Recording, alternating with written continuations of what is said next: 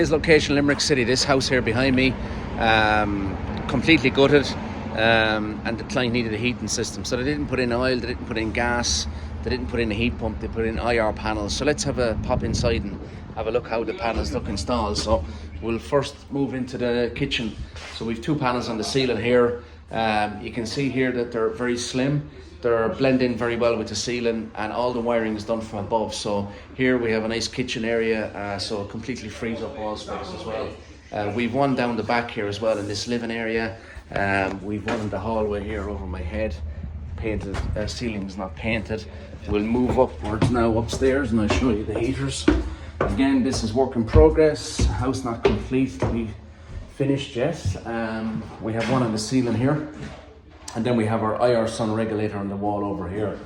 Then we move across into another room here, panel on the ceiling. And then we have our controller on the wall. So these are nice little small tidy rooms.